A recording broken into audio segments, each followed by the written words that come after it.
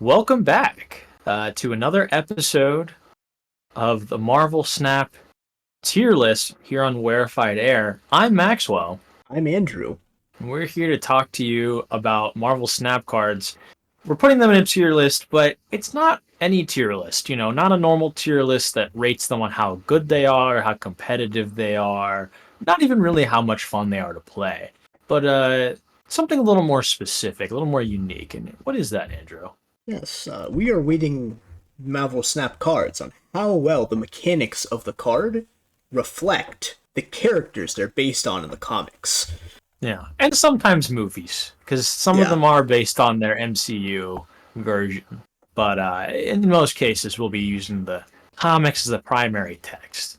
If you've been with us for a few episodes, you'll know that we've placed a decent amount of cards here up on the tier list. But, well, we make these episodes relatively slowly, and they just keep releasing cards. So we're going to jump back into it, see how many we can get through today.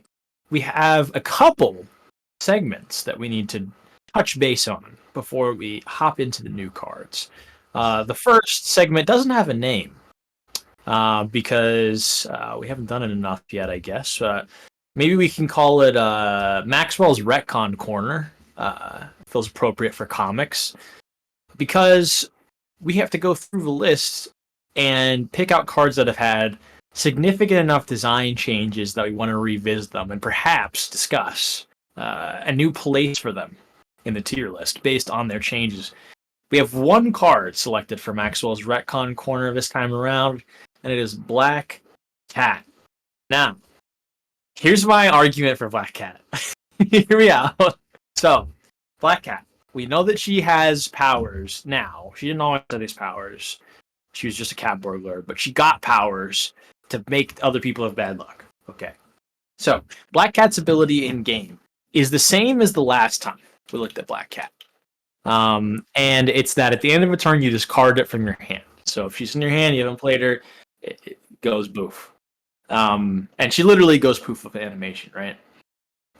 Unfortunately, we don't count animations, so that would move some cards a little higher than they are. Angel would have a higher score than he does currently. Yeah. But here's why I think that Black Cat deserves to be in D tier instead of F.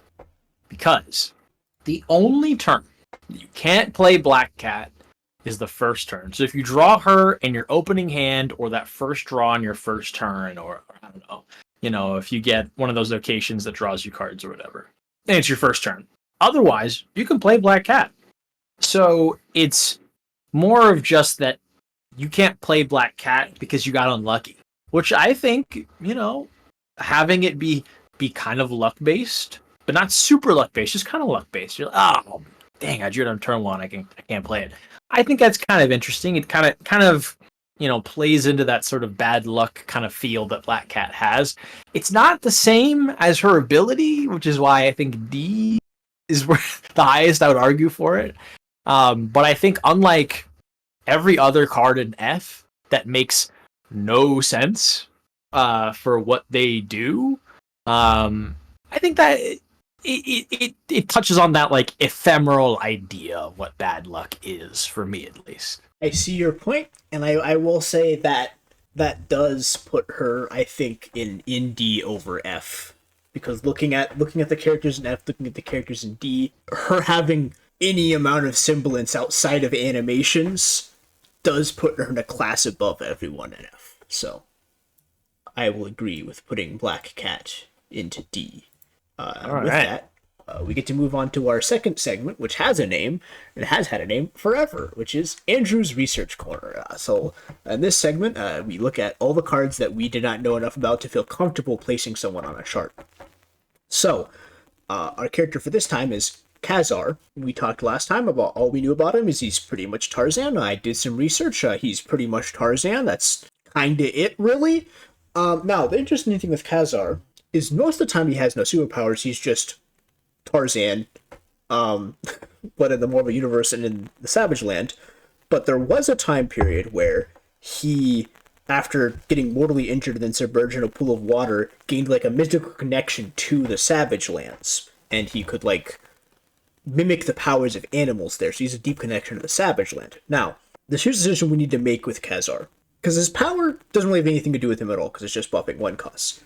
But we have to make a important decision here, which is the Savage Land location makes 2 1/1 1 cost 1 power dinosaurs, and Zabu, who raised Khazar and is his companion, is a 1 cost. Do we think Khazar synergizing and also synergizing with Shanna the She-Devil, who is also a person he works with, who's also connected to the Savage Land, like spiritually, do we think all of that synergy can get him to D, or does he land an F? I think that explanation of his abilities, him just being Tarzan, I mean, I don't know about that, but the connection to the Savage Lands, I do like that. And I mean, that's 3. You gave 3 different examples of synergy that he has with his teammates. I think this is good enough. It's definitely a lot stronger than anything that we're seeing in F. I don't think it gets to C. It's not as strong as, say, I don't know, the Guardians of the Galaxy synergy that kind of pushes those into C. There's not really a good rationale for it. I would say like Blade, like looking at other cards in D tier, like Blade or Hellcow, it's a good example, right? Where they just kind of said, I don't know, vampires discard stuff. And I guess for the Savage Land, they said, I don't know, they care about 1-drops. Because they like beasts, I mean, you can say even Squirrel Girl kind of taps into that. It's so, but it's a damn sight better than F. So I would say D is pretty fair. I would agree. With that, we are finally out of the cards that we've already talked about, and we can move on to a new card. The first one this time being Master Mold. Master Mold. So I do know who Master Mold is, and it's almost good that we've taken so long to do this, because I didn't know who Master Mold was until I watched X-Men 97, which I watched very late compared to most people. I did not watch it while it was coming out. I watched it last year in like October, and I really liked it. I thought it was okay. All right, I liked it, but let's not glaze it too much. All right.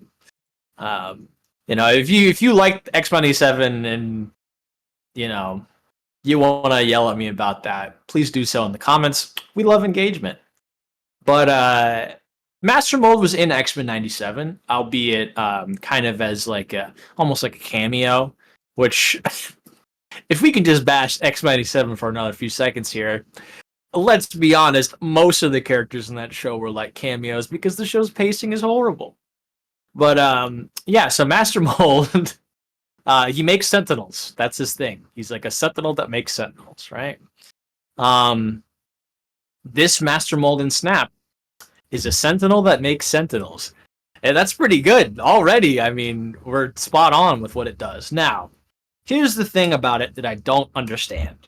It puts the Sentinels in your opponent's hand, which is really cool. It's a cool design. Because, the Sentinels make more Sentinels and you can't get rid of them. It's pretty annoying.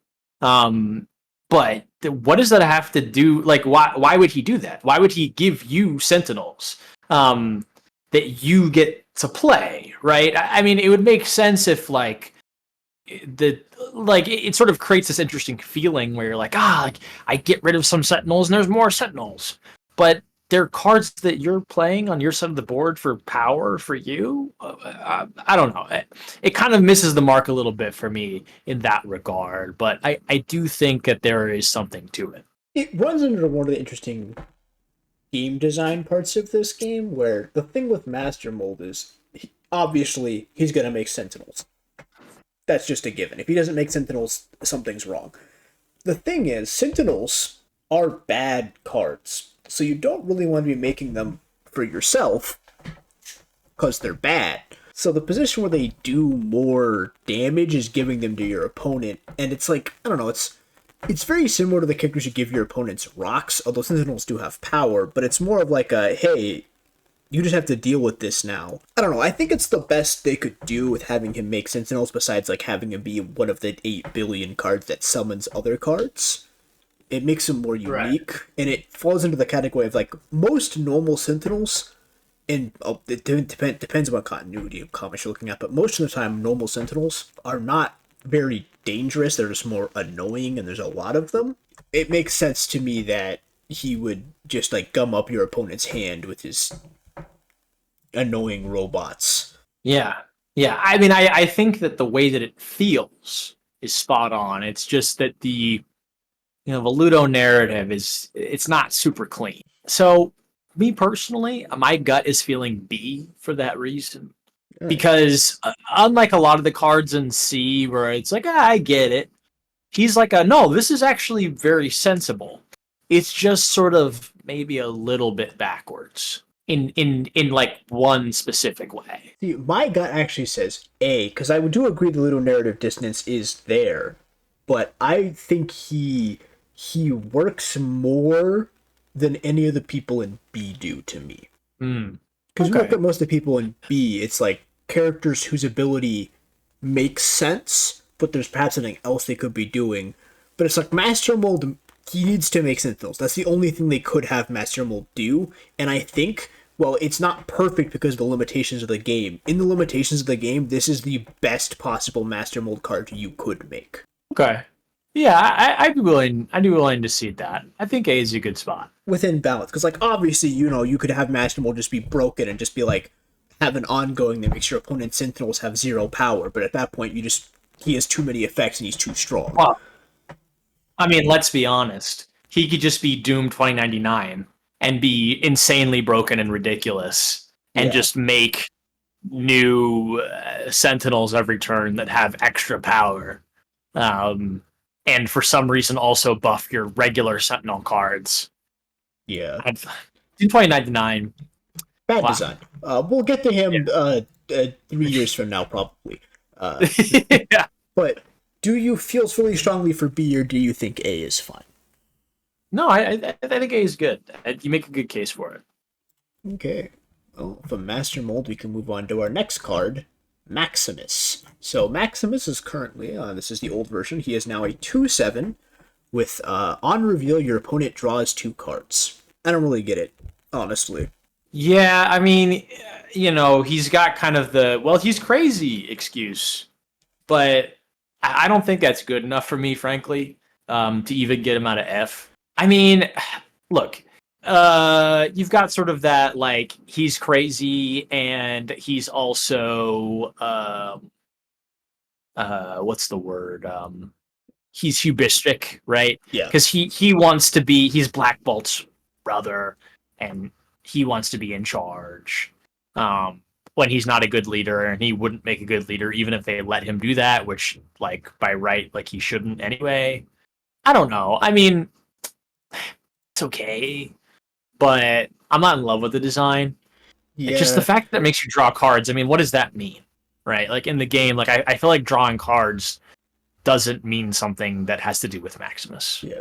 The only thing he really has going for him is his hubris is normally his downfall, and he's like an above rate card that gives your opponent cards, so he's like, haha, I'm powerful, but like I'll let you get a good shot in or something, I guess. But his hubris coming back to bite him is, to me, not really enough to get him out of F. I would agree. To F he goes. And we can move on to our next card. Let's discuss this one. This one pains me. M'Baku.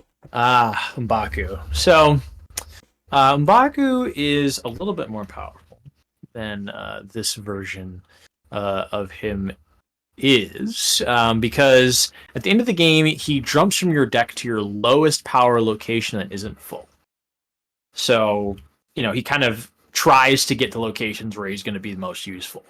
Not necessarily, because he might jump to a location that your lowest power and you have no chance of winning it. Maybe he helps. I mean, here's the thing about this card. It pains me because I really like M'Baku's character. In the MCU, I don't really know him from the Black Panther comics. But, you don't know about everyone's favorite character, Ape Man? He killed and drank the blood of the sacred white ape and then wears its pelt and he fights Black Panther. Yeah, I mean, definitely the movie version is a lot less corny. Well, this is it's one of those things built based on the movie version. Yeah, exactly. Yeah, I mean, it looks like the movie version. He doesn't have like the eight pelt. Yeah, he's That based on, not only is he look like the movie version, his ability is also based on the movie. yeah, but I will say, even though it is based on the movie, um, I don't love it. I mean, Yeah, that's he, also why I in the said this movie, pains me, because I also really like M'Baku, and this card kind of not really M'Baku. yeah. I mean, look, in the movie, he shows up at the 11th hour. He's unexpected because his people don't even like the idea of the Black Panther. They were the tribe that left. Yeah, I mean that's only so good. I would say D. The reason why I would say D is because again, I think there is a reason why he does what he does. Yeah, there's a reason, and he works with Okai, which means he somewhat ties into the Black Panther package, although not as much as Right. Black Panther himself. But yeah, I would say D is the correct placement for our old friend M'Baku. That can move us on to, this was going to be short. Medusa. Medusa is a 2 cost 2 power.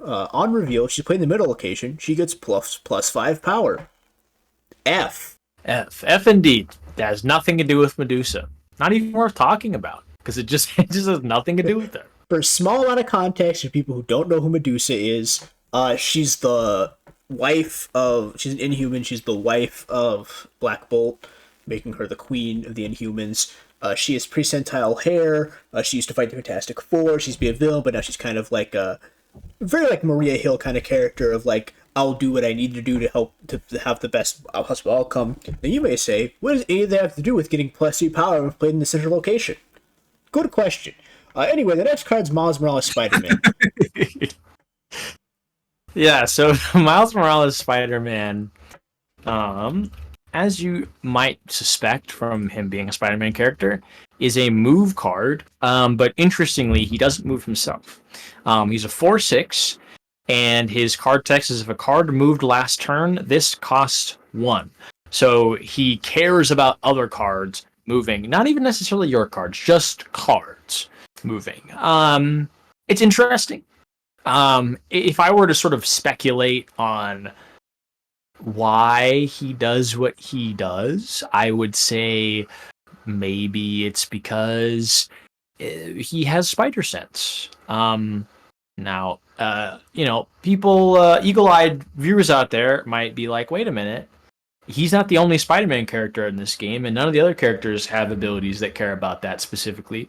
And yeah, I mean, I agree with that. I also think that Miles Morales, funnily enough, does actually have unique abilities that other Spider-Men don't have. He can turn invisible. He can shoot electricity at people, like his Venom strike. And I think both of those would be very interesting things to base card abilities on. Unfortunately, neither of those is present in this card. And frankly, caring about other things moving doesn't really sound like Miles Morales, even from a personality standpoint. I don't really get this. Yeah, this card very much is probably the worst of all the Spider-Man, the Spider-Person cards. It's actually funny, interestingly, one of your things which you brought up is he has spider sense. Miles Morales is actually interesting though because he has a worse spider sense than most other spider beings. His spider sense is not as good as Peter's or even brother. Not Gwenpool, but or Gwen Stacy Spider Woman. So it's he actually has a weaker spider sense than most of them. But it's this card. Its only real saving grace is that the spider cards are move based, and it's move based, and that's really all it has going for it. And I don't even. Do you think that gets it to D? Because the spider theme is so good. It's so good, but yeah, I think it gets it to D. I think that he would be in C, but the fact that he has a weaker than normal spider sense puts some concrete shoes on him and sinks him down to D. Because he's the opposite of what he should be. Yeah. Can we move on that to Misty Knight? She doesn't have any abilities, but she's a card that is in the high evolutionary deck. So when Misty Knight is in the high evolutionary deck, if you end a turn without spending all of your energy, she gives a other card +1 power. I mean, yeah, she's a hero for hire. She's kind of like the leader of the heroes for hire, if I remember correctly. She's been a Um, leader. She does a lot of the logistic stuff. The leadership of the Heroes of yeah, Hire has been like pretty much everyone who's ever been part of it has been a leader at some point. They don't really have a yeah, set leader, but yeah, she does a lot of logistical stuff for the Heroes of Hire. yeah. And as far as her abilities, I mean, she's got a cool arm. So here's what I'll say. I think that she's one of those cards that's like she's a normal person, and the card really just emphasizes, hey, this is like a normal person that's a hero, right? And I like that. Yeah. You know, I think there's an honesty to that of just like, hey, this person doesn't really have powers, right? That's why they're a 1/2. But also in the high Evo deck, she has sort of like a support ability, which I think fits her character pretty well. So me personally, I'm feeling a light C. I can agree with that. I will say I can tell you there's not much other space to go for because when they put Misty Knight into Marvel Puzzle Quest, her abilities are she has a robot arm and logistics. So there's not really much more to adapt there. From that, we can move on to, oh man, this one's going to be interesting. MODOK. So, MODOK is a 5-cost, 8-power, discard your hand. I don't get it. Well, okay. Now, listen, for the folks at home, MODOK is an acronym. All right. It's the machine organism designed only for killing. Now, people, eagle-eared viewers at home, listeners at home, perhaps, may recognize that there's a couple extra letters in there. And hey, listen, I don't know which came first, the acronym or the backronym, but I'll say Somehow this. both, because his name was actually originally MODOK with a C when AIM made him, and he was machine organism designed to only for computing, and then he was really smart and took over AIM, and then renamed himself with a K and changed it to killing. Yeah, which I mean is not true, right? Like if he was designed for computing, then he was designed for compute. Like you can't like put that back in the bag, right? But beside the point. He's a villain. He kills things. He shoots lasers. And in fact, he does do that in the game. He destroys your entire hand, right? Probably cackling evilly while he does it. I don't have sound turned on when I play Marvel Snap. I don't know. Yeah, I don't either. So, But it's very believable. It makes sense. I know that like discard and like swords are like really like it's kind of a meme, honestly, in our like our videos because we don't understand why that has to do with swords. So it's kind of funny, honestly, that like he has like a beam weapon and he discards cards. It's kind of like, wait a minute, I thought that was a sword thing. But putting that aside, him destroying your entire hand, it makes sense. MODOK is not really known for being like particularly collaborative with other villains. I mean, obviously he has all of his AIM henchmen, but he views them as very expendable. And they kind of are. Let's be honest. I mean, people that work for AIM, not usually the sharpest tools in the shed. yeah. You want to know a fun AIM fact? Lay it on me. So you may know who's eventually going to be viewed at some point in this series. Bob, Agent of Hydra. So Bob, Agent of Hydra, joined Hydra for the dental plan. Turns out AIM's actually the one with the really good dental plan. He doesn't even get a good dental plan. Oh no. Ah, dang. Which is weird that AIM has a good dental plan, considering that the Hydra has their mouths exposed, and the AIM agents just wear a yellow hazmat suit. So I don't know why they care what their teeth look like. Yeah, I mean, well, look how big MODOK's teeth are, right? True. I mean, yeah, he does have like a foot across teeth, so you would need a good they dental probably plan got for that.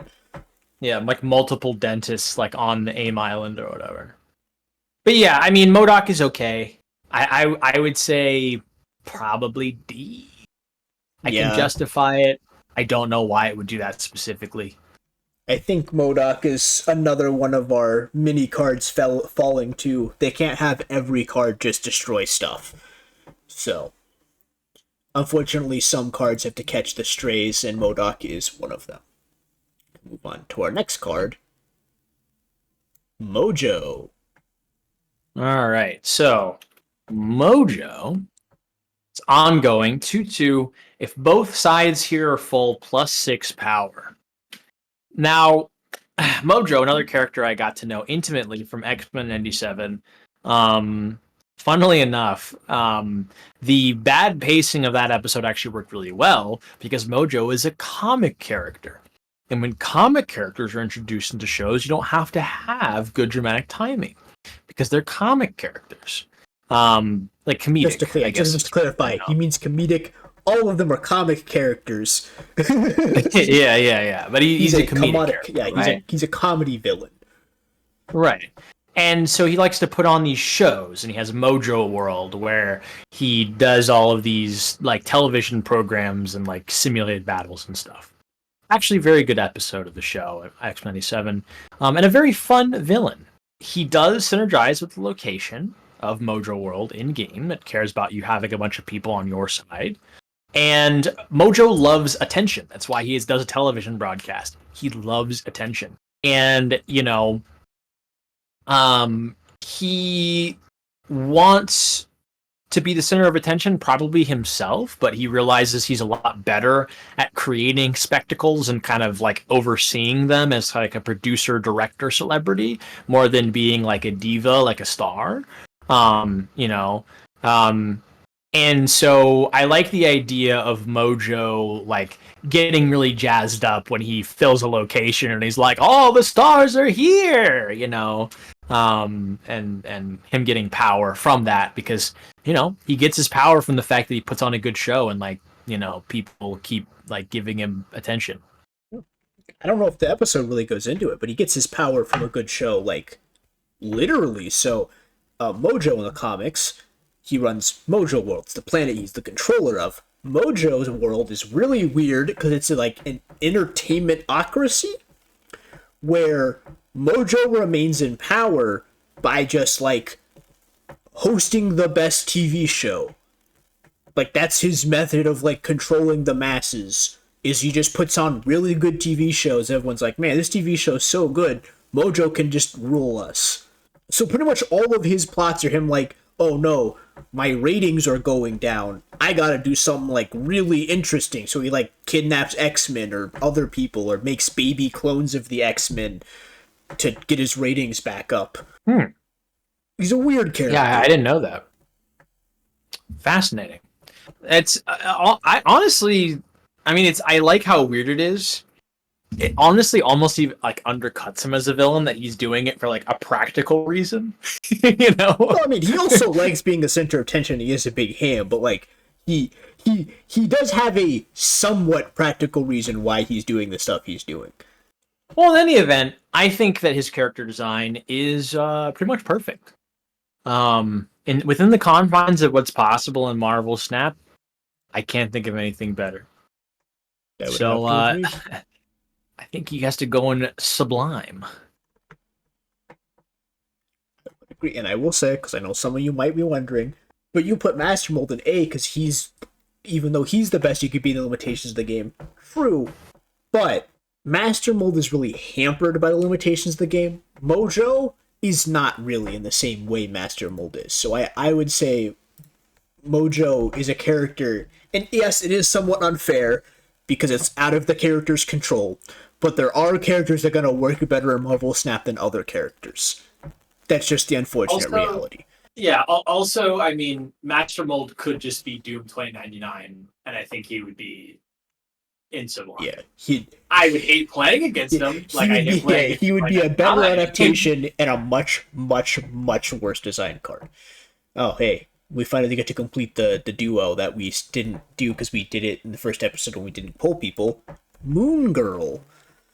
Moon Girl is she a 4/4 or is she a 4/5 right now?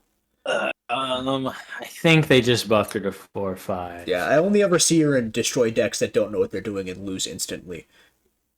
Because she's a 4/5. They spend turn 5 playing Moon Girl and then don't actually play anything on turn 6 that does anything. They play like 2 copies of Sabretooth, and I'm like, I don't know what your deck's trying to do, man.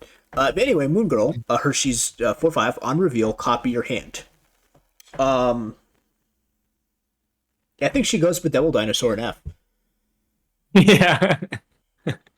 She Yeah, I is like mean, super smart. That's her main thing, and she can switch consciousness with Devil Dinosaur. You notice neither of those are copying your hand. right. I mean, yeah, they synergize together, but in a dumb way. You can move on to completing even more people who discard stuff with random weapons. Moon Knight. Moon Knight. So Moon Knight is a 3/3. He has a kind of different effect than he did when the game started. On reveal, discard an even costed card from each player's hand. So, really interesting thing about Moon Knight. It is currently, as time of recording, the week that Khonshu is launching, which I think raises the stocks of Moon Knight because he now has a synergy card. Please add Khonshu to the list. Do we have Khonshu actually on the list? Well, we're about to. We don't yet, but uh, so Khonshu, as you might be able to see on screen at the moment, is a 6 cost card, 5 power. When discarded, returns in its next phase. And we'll get to that in a second. But its on reveal is resurrect a card you discarded to another location with its power set to 5. Now, it has 2 other phases, like the moon, right? Because Khonshu is a moon deity. He has the waxing and full moon phase, or phases, and waxing has 8 power and resurrects a card at 8 power, and full has 12 power and resurrects a card at 12 power. We'll get to Khonshu in a second because I have thoughts about Khonshu, but at least as far as Moon Knight, I like that Moon Knight synergizes with Khonshu because they should, because Khonshu is Moon Knight's patron. yeah. I don't like how Moon Knight synergizes with Khonshu, but I like that they do synergize because Khonshu does not get stronger by Moon Knight. I don't know, like executing him or something like that. Like, he's like not like Sebastian Shaw, right? Like, you know. So I'm not really getting that. It's almost like they designed, like, well, almost like Moon Knight was in the game originally and Khonshu just came out. They designed Khonshu around Moon Knight, rather than thinking about like, hey, how do these characters work? And let's design 2 different designs. So like Khonshu kind of suffers from Moon Knight having to discard base design, into creating a dynamic between them that doesn't make sense based on their characters. But I do like how well they synergize with each other. I think just viewing Moon Knight on his own, how his abilities work. Moon Knight, now look, with Maximus, I'd say kind of derisively the, oh, well, he's crazy thing. But, Moon Knight just showing up and destroying stuff, I mean, that's pretty classic Moon Knight. He really just do be doing that. It's like an abnormal aspect of his character that Moon Knight is almost like Punisher, where other heroes are like, yo, Mark, like, chill. Yeah. Like he's kind of like Batman in Marvel. If you've ever been playing Marvel Rivals and you're like, man, I wish Moon Knight would stop just throwing a bunch of random shit around and keep hitting everyone. Fun fact, that's comic accurate. Because he just kind of shows up to stuff and just throws things. Yeah. I will say there is a like a fake like meme comic thing where he says like random bullshit go, which he but did he not doesn't say. actually say that. But the panel where he's just throwing a bunch of stuff is a real comics panel. Yeah. So I mean, he does suffer from that discard thing where it's like sharp object mean discard. But I like that he discards a card from your hand and discard from a card from their hand. I would say this. With the fact that he does just show up and destroy stuff, and the fact that he does synergize with Khonshu, but not in the best way, personally, I would say no higher than C, no lower than D. What are you thinking, Andrew? The thing I'm thinking about is it's funny because it's like a double-edged sword here. Because Moon Knight, he only discards even costs, which makes him work better with Khonshu. But also it only discards even costs, which is worse thematically than his old design where he discarded random cards because, he's random. So I don't know. I think those kind of cancel each other out. So I think because the real question is him being in C capable is him working with Khonshu capable of getting him out of the D trap that thematic discard cards like Blade are in? And I don't know. I'm gonna say no. And the reason why I'm gonna say no is because I don't think that he synergizes with Khonshu in a way that makes sense for their character dynamic. Okay, I can agree with that. So Moon Knight will go to D, and then we must move on to Khonshu. All right, Khonshu, hot take, F. Here's the thing. I like that he has moon phases. I like that he comes back because he's like a god that like won't die. And that's why he looks like a fucking skeleton, is because he is a god that should be dead but isn't. But I mean, yeah, like that's not good enough for me, man. I don't know. I mean, okay, we put Apocalypse in C. Well, I don't know. We put Apocalypse in C. Yeah, the thing is, like, Khonshu, with you saying that, actually, you got rid of my major issue with Khonshu, which was that he came back from discarding, but you're being like, he's a guy who keeps coming back, actually fits that. Because the thing is, Khonshu resurrecting people is actually lore accurate, because Moon Knight died. Like, the reason why Moon Knight is Khonshu's agent is because he died, and then Khonshu was like, hey, I'm just gonna bring you back to life, and now you do my bidding. Yeah, and Khonshu himself is a god who's a pariah. Yeah, the reason why he looks like a skeleton is because he has no worshippers outside of Moon Knight. And, like, the pantheon he's a part of, they draw their power from they draw their power and their forms from their worshippers, and he has no worshippers. So... Yeah, well, I mean, he's got 3, right? Yeah. But they're all technically just marked. Yeah, okay. All right. It was a hot take, and you know what? Cooler heads did in fact prevail. I'm willing to say C. I think that makes sense. Okay, and we can move on to our next card. I'm on a roll here. Morbius, the living vampire.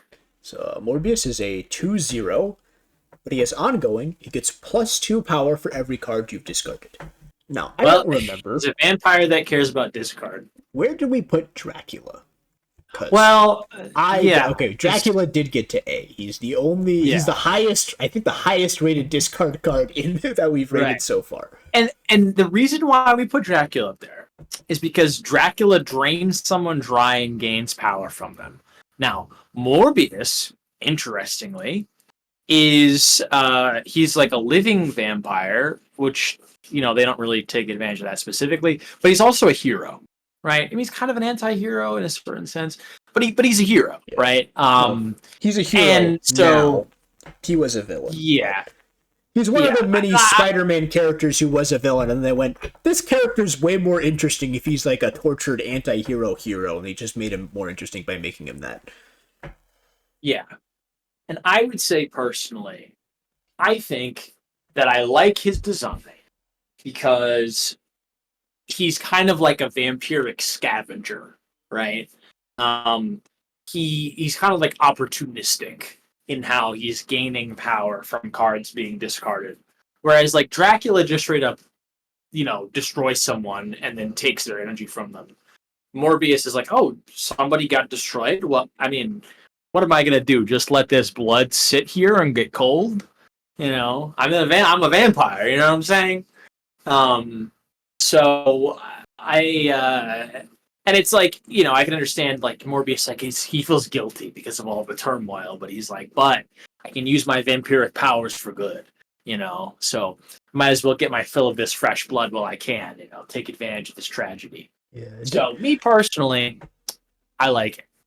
To clarify for those who don't know, the reason why he has the title of living vampire is because, unlike all other vampires, besides Blade, who's the Daywalker, who's also a living vampire, Morbius is not undead. He's not technically even a vampire.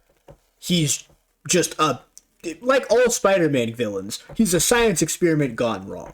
He just he's actually like blended with like a vampire bat or something like that. Yeah, he just happens to have a lot of abilities that overlap with vampires, and he does have the need to feed on blood that vampires have, but he's not technically a vampire. So yeah, all that said, I mean, I think A could be argued for. Yeah, maybe I think he can. I was going to question, but you saying that he would scavenge off of people defeated, but would not be the reason why they're killed. That has sold me. I think he can go to A. All right, You can join Dracula in being the only vampires to not do badly. We can move on to the next card, Morph. Morph. I mean, have we ever seen a character more perfect? A Morph goes straight to Sublime. He is a 3-cost card. He has 0 power, but that doesn't matter because his on-reveal ability is that he copies a card in his opponent's hand. And here's the thing about Morph. He gets his abilities from copying other people. Like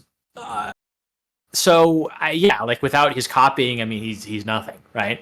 But when he copies people, he gets pretty awesome abilities. So, I mean, yeah. Now, look, I am biased. I really like the Exiles. They're my favorite comic series. Morph is a great character in the Exiles. But I really do think that his design just matches him so perfectly. Down to the fact that he's kind of a goofy character. Like, he's funny. He's a joker.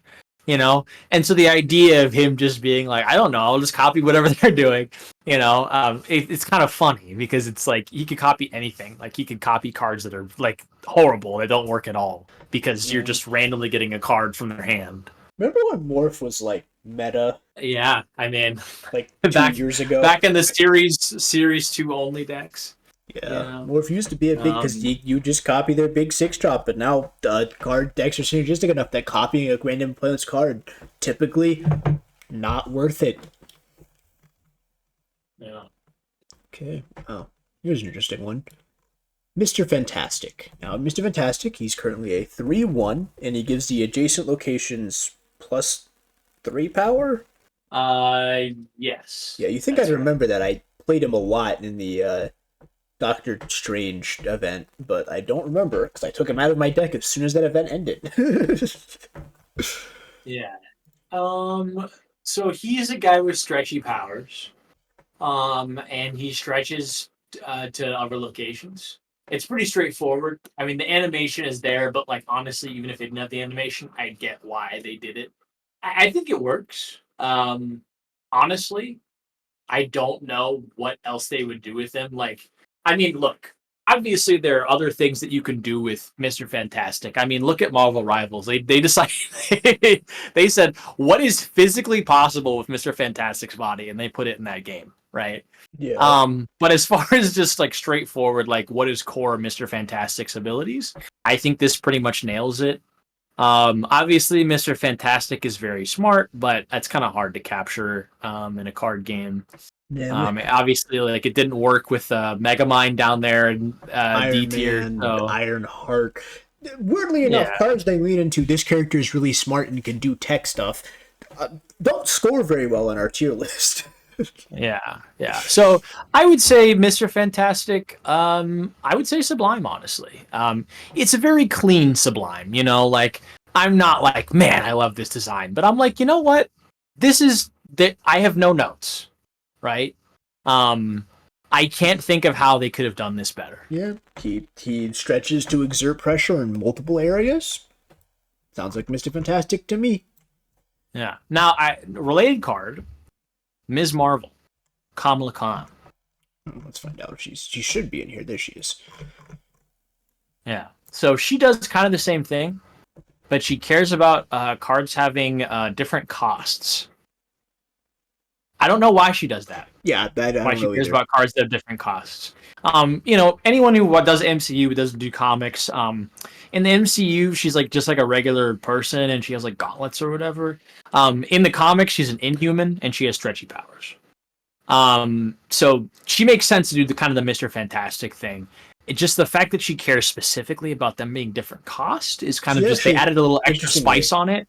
she does not have technically a stretchy powers. She is actually a shapeshifter, but she has more shapeshifting control than someone like Mystique, where she can freely deform her body and also shapeshift.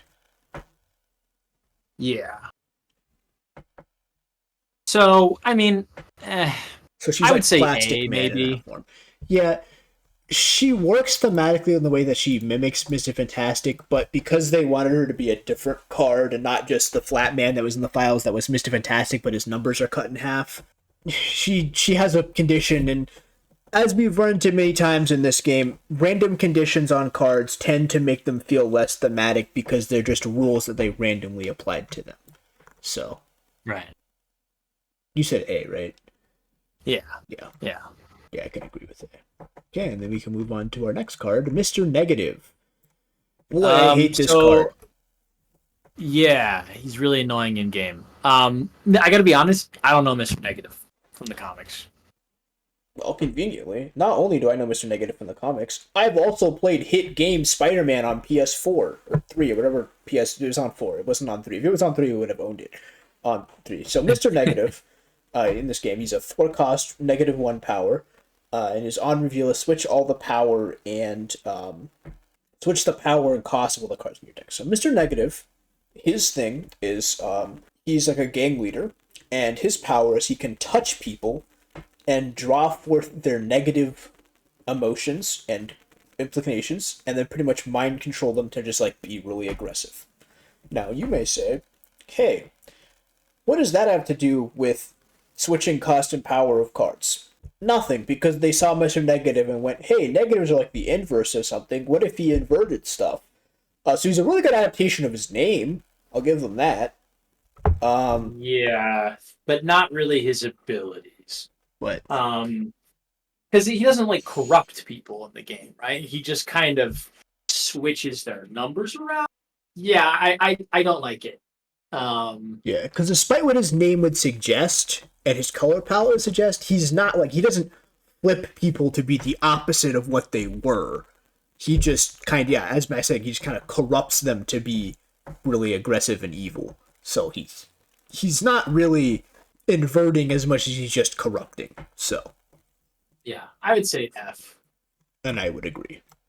We can move right along. Character I believe Max likes, if I remember correctly. Multiple Man.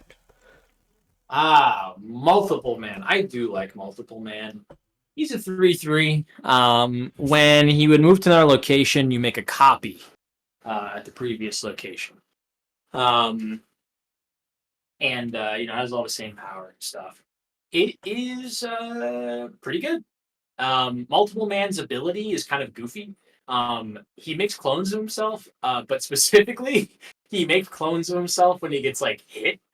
It doesn't have to be And hit. like, But like the way his cloning works is like, there's many ways you can do cloning. So like more of a classic one is like they'll like bifurcate, like they're a cell and like split and make two. The way Multiple Man's cloning works is he just kind of steps out of where he is and there's just another him where he was. That's how he multiplies. Which does mean, because the way his power works, if he is punched, he can make a clone of himself as he's punched, and a version of him will fall, like get hit by the punch, and there'll just be another version of him standing where he was. So he can multiply from getting hit, but it's just because his multiplication works through kinetic movement. he also sometimes like doesn't control it. So like there's really funny comic where like he falls down the stairs and then there's like 5 of him like piled up at the bottom of the stairs. Yeah, which this is a wild thing because Move has not been doing very well in this. I think this is sublime. I agree. I think that it capitalizes perfectly on what Multiple Man does. This is one of the few times where Move is like, yeah, he moves and there's more of him. That's just a description of his powers. Yeah, and we can move on to our next card. Man, I remember when this was everywhere. Mysterio. Mysterio is a 2/4, but when you play him, he makes 3 Mysterio question marks that have 0 power, and only one of them is the real one. At the end of the game, he's revealed. I mean, I really like it. Mysterio, his whole thing is that he is a master of illusions. Um, and it definitely feels very illusiony. I think the only reason why he doesn't immediately feel like a Sublime design is because in game you usually know where the illusion is. Just because of where the person puts it. I think that's kind of just like a game skill thing more than it is like him actually not making sense. And honestly, almost, in a weird way, it's realistic, right? Because heroes beat him because he's not as smart as he thinks he is. Even with all his illusions. Mysterio is not the world's smartest villain. He's just the world's most illusory villain. Yeah, me personally, I would say Sublime. I would agree. I would agree with Sublime. Yeah. Sublime's eating well this episode's got 5 already. Yeah, I mean, they know how to make cards that are good sometimes. What can I say? Turns out not all cards in this game suck. Unfortunately, our streak must end. And I will bring 2 cards to the fold here because they are very important that we talk about them together. Because me and Max have talked about this before, and we have opinions. And those 2 cards are Mystique and Taskmaster. All right, so Mystique is a 3. Let's get the power right. She's still 3/0. Okay, just wanted to make sure. So if the last card you played has an ongoing, copy its text if able, and then Taskmaster is a 5/0, and you copy the last card you played's power if it's still around. And we actually so here's the thing. We have a third card that I forgot about. Yes. Because I thought we'd already mentioned it, but I forgot he came out later, which is Absorbing Man, who is currently he's a 4/4 now, I believe. And he is on reveal, copy your last played on reveal. If the last card played had it on reveal, copy it. It is the way to take it. All right. Here's the thing. These cards need to do like musical chairs. Because their abilities are good for what they are. They're all characters that copy things. Here's the problem. They're copying the wrong things, right? Taskmaster's ability. Someone else does moves. Taskmaster goes, ooh, those are some cool moves. Now I can do them, right? Taskmaster does not have super strength. Taskmaster does not a shapeshifter. Taskmaster just can copy people's technique perfectly, and he's in pretty good physical shape because he works out, right? Mystique is a shapeshifter. She can adopt other people's form. An Absorbing Man, he can absorb people's abilities, right? So you would think that Taskmaster would see someone do an arm reveal and go, oh, I can do that, and do that too. You would think that Absorbing Man would say, hey, you have this much power, now I have this much power. I don't know, Mystique would do something else. No, maybe she would do the chairs we discussed is Taskmaster would do the on reveal because you can copy people's moves. Absorbing Man would do the on reveals because his abilities, he can absorb the properties of objects. Oh, the ongoing. And then Mystique would copy the power because she's a shapeshifter. Right. Part of Mystique's thing is very notably she cannot duplicate powers. So, like, one of the classic Mystique moves is you play Wong Mystique or you play, like, Blue Marvel Mystique. Mystique can't copy energy projection. She can just look like other people. How is she doing that? And, like, again, Taskmaster's just a guy. When you play a Infinite with 20 power, how is he just being as strong as Infinite? And Absorbing Man can, like, touch stone and turn into it. How is he copying Silver Surfer's power or, like, stuff like that? I don't know. These cards are, like, they're almost perfect, but they just gave the wrong abilities to the wrong cards.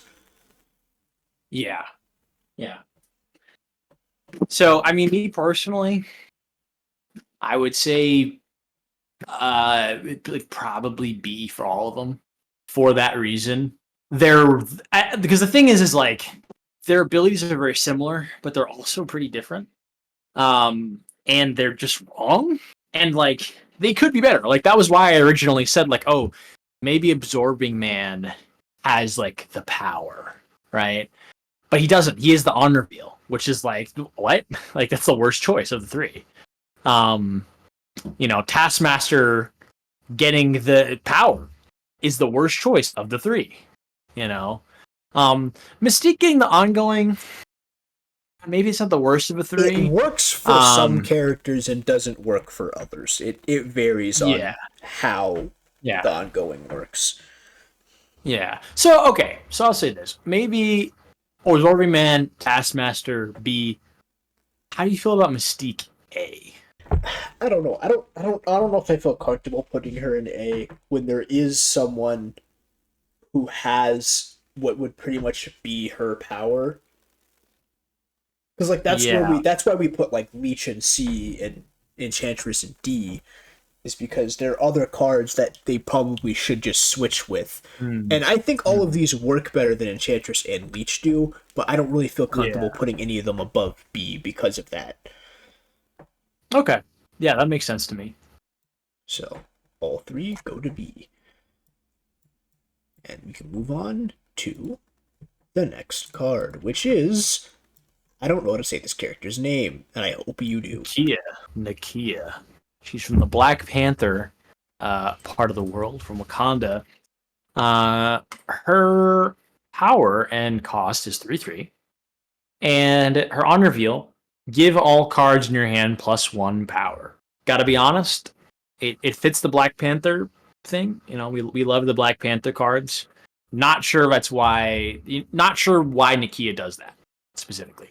This is one of those rare instances where I can't really say much because I don't really know anything about Nakia. So, you don't think if those fit? I can't think of any reason. It also doesn't really make sense to me because she has like these ring blade weapons, like a ring chakram, like Xena Princess Warrior. Yeah. And she throws it to your allies, and that buffs them. Yeah, which is they're not like they're literally just knives, right? Like they don't have like a magical ability to like buff people. So the animation does not help. Again, a victim of we can't have characters that just destroy things, right? But I mean, come on, I would say D. Yeah, let's say is Black Panther enough to get her to D? Sorry, not B. Definitely not enough to get her to B. But yeah, I think to get her to D, yes. Okay. And with that, and you know what? Let's go ahead and grab Okoye and put her in D for the same reason. Yeah, I would agree. She I don't know. Does she get to C? Because she makes slightly more sense to me because she's a general. She's like the leader of the troops and the Royal Guard of Wakanda. So it makes more sense to me that she would help other characters be stronger. It's true. So she's a 2/3. On reveal, give every card in your deck +1 power. Yeah, that makes sense. She's the leader of Dora Milaje. Yeah. Okay. I can rock with that. She can go in C. Okay, we can go to our next person, Negasonic Teenage Warhead, who is a 3/3. 3/3. The next card your opponent plays here is destroyed. I will say, she's doing a lot better than her release. Yeah. So on release, those of you that have read Civil War in the comics, not the movie and comics, Civil War, very different. In the comics, there's a mutant named Nitro whose power is blowing up. He had like some kind of weird power boost. You taken mutant growth hormone. That's right. Right. So he was on MGH, right? And so he was juiced out of his mind. And these younger heroes showed up to fight Nitro. They kind of have a good idea of what Nitro does because, he's one of those heroes that's constantly somehow getting out of prison and causing problems. The hero's like, all right, Nitro, time to go back to prison. But Nitro's on MGH this time, right? Because I guess he's tired of getting pushed around. And so they like beat him up, and then he just like detonates like really big, right? Which he could not do before. He dies because he detonated really big, and unfortunately, he detonated really big next to a school bus full of children, which, They all well, die. All of the superheroes in the New Guardians, is that the team? Whoever they are. uh, Everyone but Speedball, who later becomes Penance, they all die. The Civil War kicks off because people want the heroes to be accountable. It was for like a superhero TV show, and some of the members of the New Warriors, that's their name, they were drunk. Whole thing. The main point Max brings up with this is that Mega Sonic Teenage Warhead is not Nitro Living Bomb hyped up on mutant growth hormone. yeah, and before she would die. Now she doesn't. It's perfect because she blows up and blows somebody else up, and she doesn't die. So I would say Sublime. Yeah. And yeah, I tell you, Max was he was a real fan because Max was playing Mega Sonic Teenage Warhead when she also died, and no one was playing her because she was a really bad card. Max was still like, nah, she disrupts stuff sometimes, and now she's almost never played because she does disrupt stuff, but she's not that hard to play around, and she's not really fit into any shells, and not fitting into a shell is like a death sentence in this game now because the game's become really optimized. With that, Well, on that exciting note, Nightcrawler. yeah. So Nightcrawler is a 1/2, and Nightcrawler's ability is that you can move him once to another location. Yeah. I mean, I don't know why you can only move him once. I understand, like, for balance concerns, but like, I mean, his whole thing is that he can teleport. Yeah, can you imagine how bad the opening of that one movie where he kills the president would have been if he just teleported once? It was like, "Who guys? Hold on, I can't do that more than once every 6 turns." Yeah, so I mean, for that reason, I'm kind of like, okay, well, he's not Sublime because he can only teleport once. I don't get that. Um, and there are other cards that can move all the time. Yeah, like Vision. Right? Like You want to Vision. bring Vision? Let's bring Vision in. Yeah, because Vision has a similar design, but it's a very different character. Because Vision's whole thing. So Vision, I think they changed his stats. He's an 8 now. He's like a 5/8 now. You can move this each turn. Now, funny thing about Vision is because he's a 5-drop. You can really only move him once unless you cheat him out somehow or like get extra energy. But the fact of the matter is that like Vision can move around a lot, right? And look, now we're looking at the cost and power of these cards. Yeah, Vision's stronger than Nightcrawler. The reason why Vision is stronger than Nightcrawler is because Vision has more abilities than Nightcrawler does. Like, the whole reason why Vision can move around is because he can just change his density. So he can become so not dense that he can pass through physical objects because he can just move between their, like, nuclei.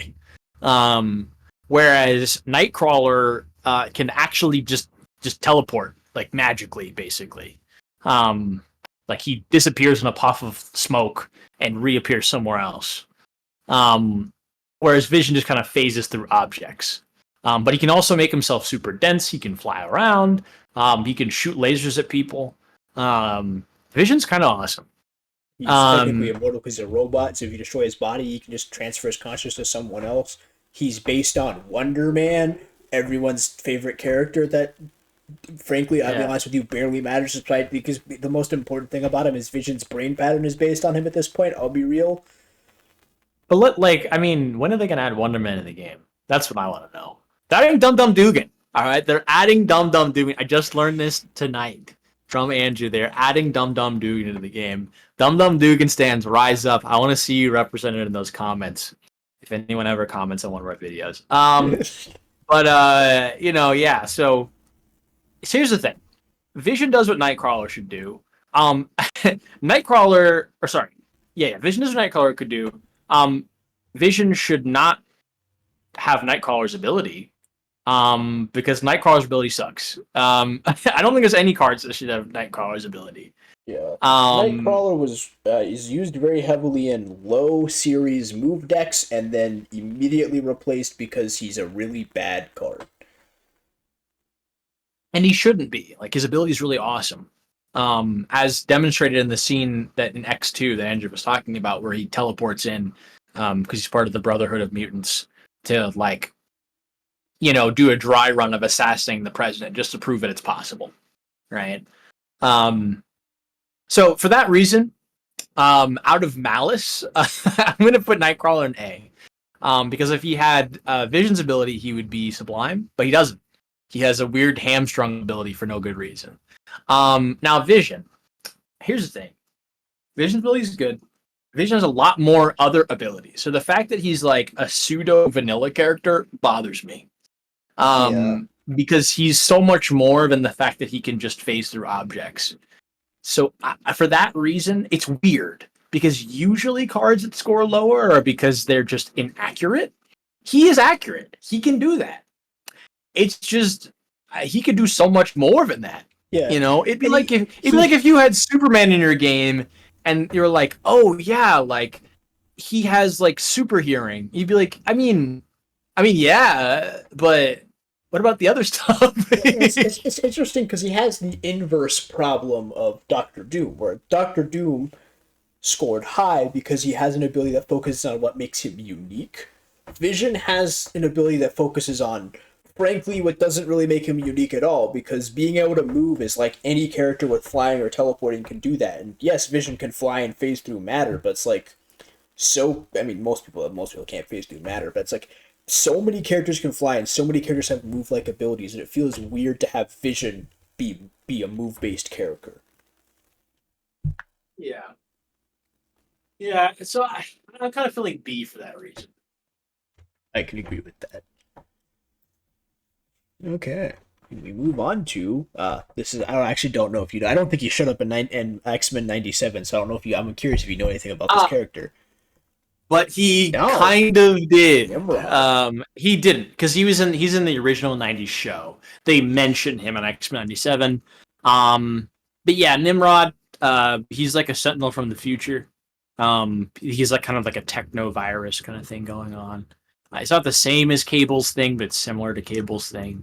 Similar technology, right? But Nimrod, named after the biblical hunter Nimrod, not the Bugs Bunny insult for Elmer Fudd, which is also based on the biblical hunter Nimrod, but ironically kind of like calling someone Einstein when they're actually really dumb. His abilities in Marvel Snap are that he is a 5/6, and when Nimrod is destroyed, you can add a copy to each other location. Now, like I said, he's got kind of like a technovirus thing going on. So the fact that he regenerates himself when destroyed is spot on. So I like that part of it.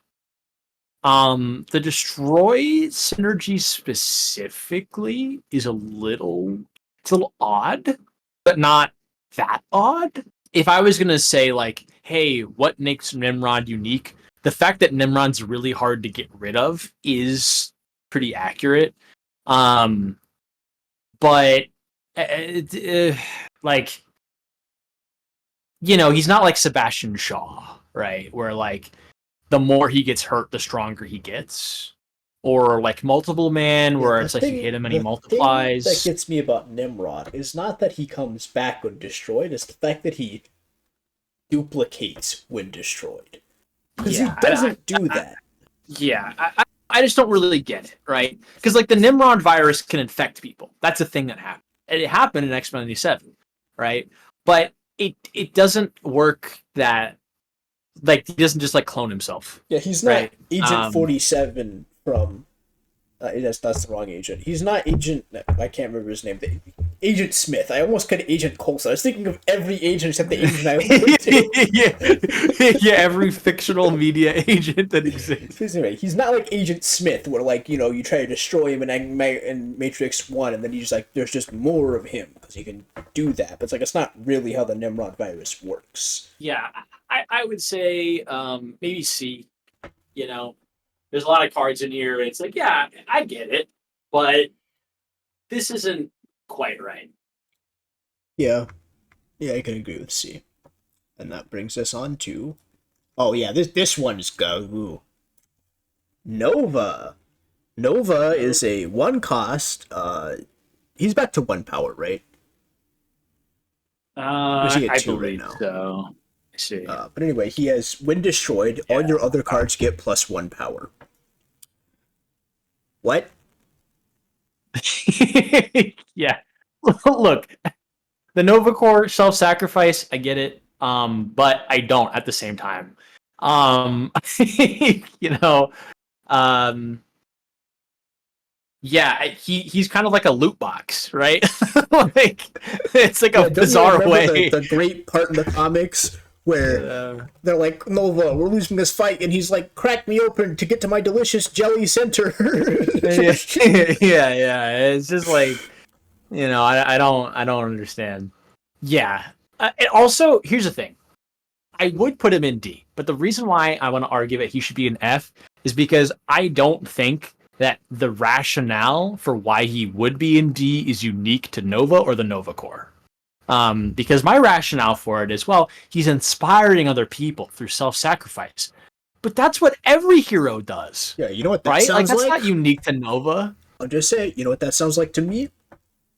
That sounds like Captain Marvel. Just putting it out there. Yeah. I mean, although he didn't die to self-sacrifice, he died to cancer. But anyway, regardless, his whole thing is that he's like really inspirational to other characters. Yeah, like MCU, Captain America. Iron Man, maybe Captain America is a great example. Yeah, F.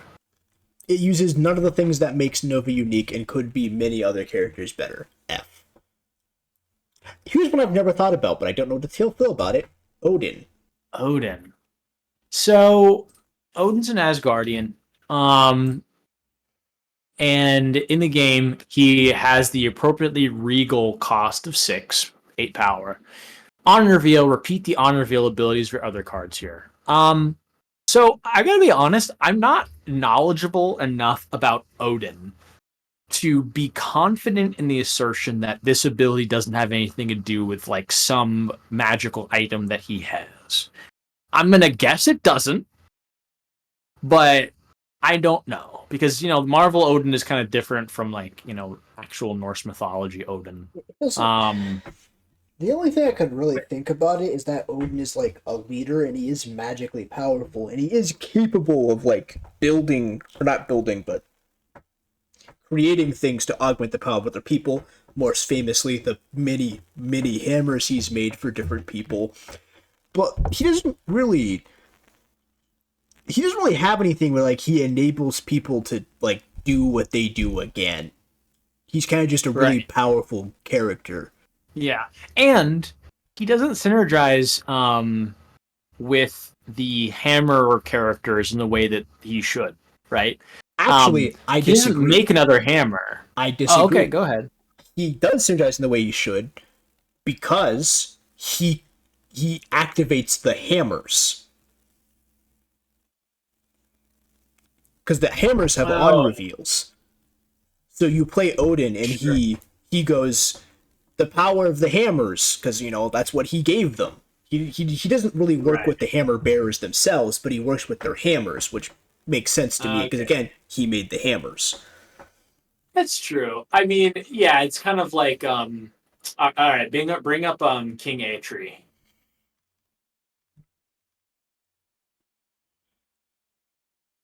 Our favorite hammer smithing dwarf. It's another one. Might be too new. Yeah. Well, I'm just pulling that up. King Atri, is a 1/2 with activate. Draw a created card from your deck. Now here's the thing. He synergizes a lot of stuff, but the reason why he's interesting and the reason why I'm talking about him right now is because he can copy hammers. You can draw hammers, rather. Sorry, you can draw hammers from your deck. It is activate. It is a important thing that should be clarified. Odin did not make the hammers. He imbued the hammers with power. King Eitri is the one who makes the hammers. Yeah, and so I guess when you put it in that way, right? That makes sense. King Eitri is like, oh, here's your hammer, and Odin's like, oh yeah, here's the power to go on the hammer. I like that. Do I think that perhaps King Atri and Odin's abilities are maybe a little broad for for how they work with other cards in the game. Yeah, but I think they work pretty darn well with the cards that would make the most sense to synergize lore wise with them. I think King Atri is perfect. First of all, so I would put King Atri in Sublime. I would agree Odin. with that. Odin seems more like an A to me. It's just a little too broad. Yeah, To be Sublime, but it works really well with the things that it's supposed to work well with. I would agree. I would agree with that assessment. Okay. Move on to our next card, Omega Red, All right. which is on me to read. So Omega Red is a 4/5 ongoing. If you're winning this location, +3 power other locations.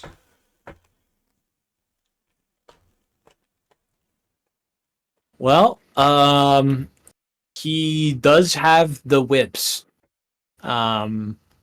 So he can kind of do that Iron Man thing with the whips. You mean Mr. Fantastic? Personally, oh yeah, yeah. I was just thinking, like Whiplash from Iron Man. But yeah. So here's the thing about Omega Red. I'm not sure why he triggers off of you winning the location. I'm also not sure why he adds power for you to the locations. I feel like he's kind of like more villainous. I feel like maybe he should get rid of power. Yeah, so or Omega something Red, like that. I don't remember the name of the metal, and I'm not looking it up. Omega Red, a thing that's really important about him is he's a Wolverine villain, and his tentacles are actually made of a specific metal, and that metal's main property is it negates healing factors. So Omega Red's tentacles are also really sharp. Like he mostly uses them to like stab people. Unlike he can use them to whip, but he mostly just like stabs people with them. But Omega Red again, so his main thing is he's a really dangerous enemy to Wolverine because he has sharp, long metal tentacles that negate healing factors. Which is like the worst thing Wolverine could run into. Right, especially because they're long and Wolverine's like 5 feet tall. Yeah, he's 5'3". Which, if you only know Wolverine from the movies and he's played by Hugh Jackman, who is very much not 5'3", you may go, wait, Wolverine's only 5'3"? Although if you've seen the Deadpool Wolverine movie, they do make jokes about that. Yeah, like the short Wolverine, that's how tall he is. That's how tall he actually is in the comics. But yeah. Yeah, I mean, like, look, I get it, he reaches, right? But Mr. Fantastic reaches. He lends a hand, literally. Omega Red reaches out to stab you. That's not really represented well in this card. And honestly, like, all they have to do is just subtract power, right?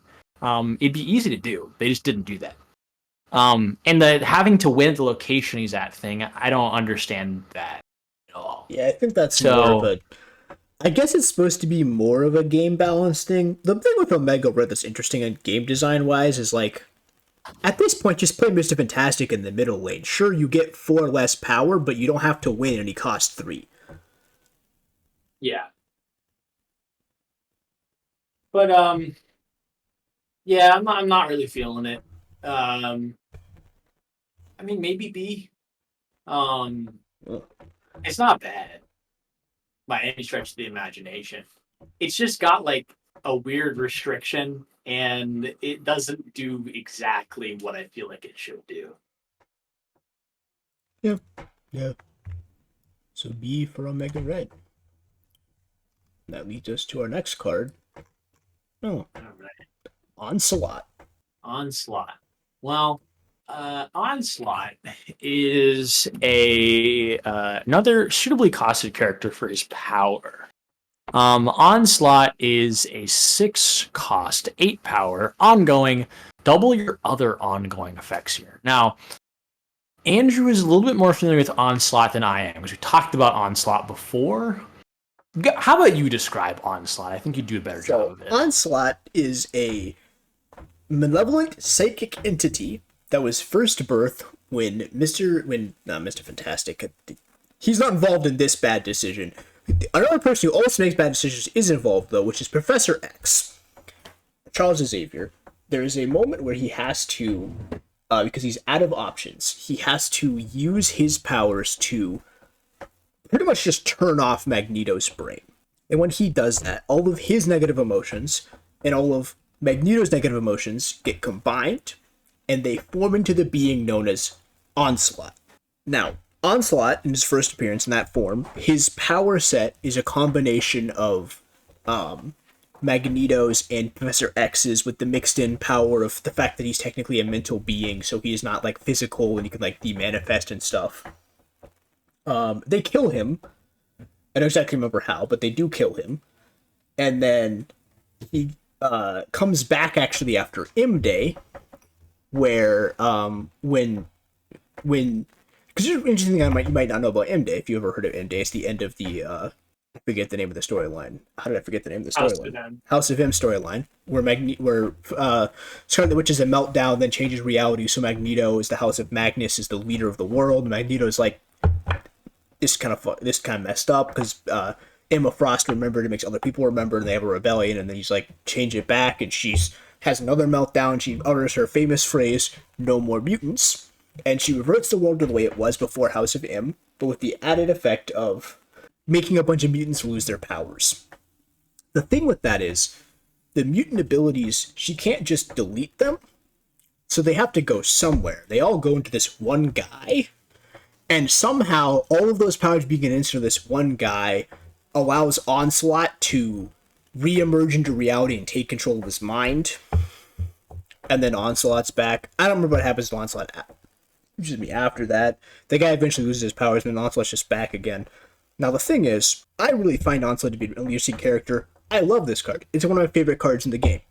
This card has almost nothing to do with Onslaught.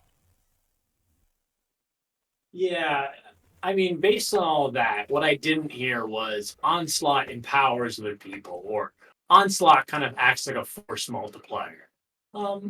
It just doesn't really. I mean, look, all that stuff you said, it'd be kind of hard to do that in the game of Marvel Snap. Which, maybe begs the question, why did they pick a character like Onslaught to be in Marvel Snap? If he's so hard to represent. And certainly not with this ability. I just don't get it. Yeah. Dan, it really pains me to say this, but I think he has to go in F, because it represents pretty much nothing from Onslaught. Yeah. I mean, it's it really emphasizes what this tier list is all about, right? I mean, super cool character, great card, very fun to play. But just, yeah, I mean, the lore is just not there.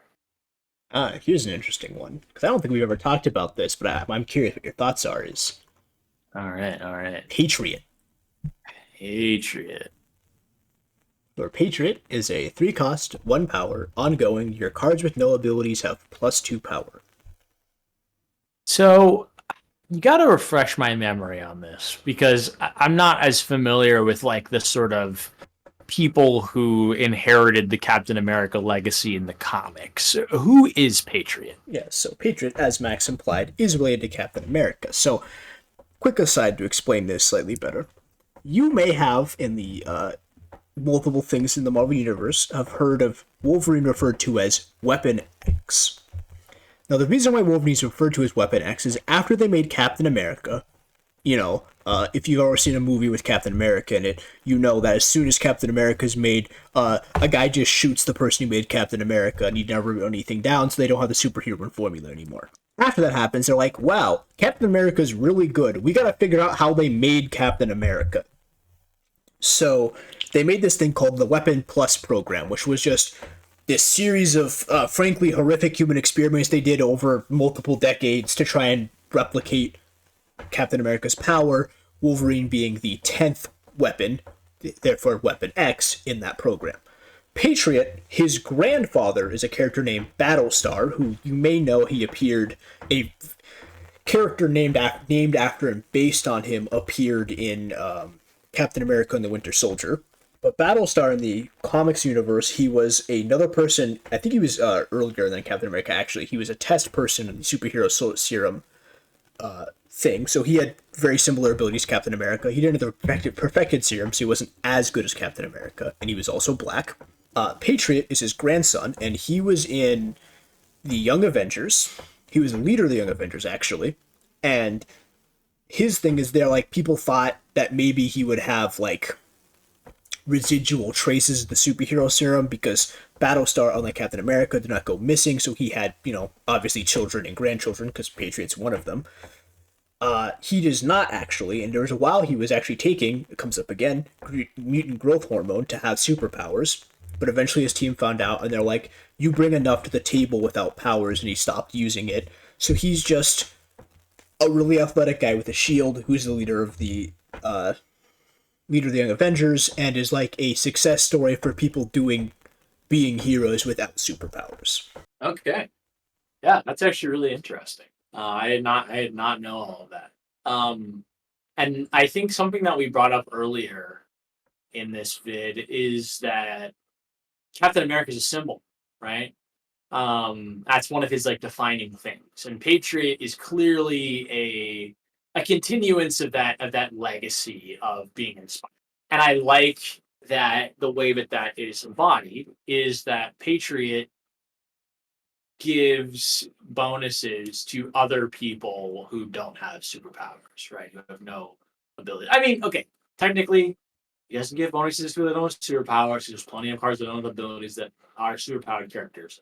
But you get the point, right? The idea is, they don't have special abilities, but they become stronger when Patriot is around because he's so inspiring. And he's a free one, indicating that, like individually, he's not particularly strong. He's more of a leader. And I like it. I think that's pretty darn good. Frankly, kind of in an interesting way, I think it captures his lack of powers and his personality so well that I'm willing to say Sublime. I would agree. I think this is the most perfect way you could possibly represent Patriot in this game. I do not think there is a better way to showcase this character than the card they currently have in this game. And Yeah. that's the definition we have for Sublime Design. All right. From that, you want to end? Yeah, I mean, I think that's a great one to end on. We love Sublime Designs. As Andrew said, Sublime eating good in this episode. We had a lot of new additions to the ranks. But, of course, this is the point where we say, hey, what do you think about where we put all these characters? Maybe you've got some interesting comics or even obscure MCU apocrypha to add to the conversation where you think these characters should have been placed that we didn't place them, or you just want to agree because, Andrew and I are pretty smart guys and we almost never get things wrong. So if you just want to agree with us down in the comments, we welcome that too. Without any further yammering on, thanks so much for checking out this video, and we're excited to see you on the next Marvel Snap flavor tier list.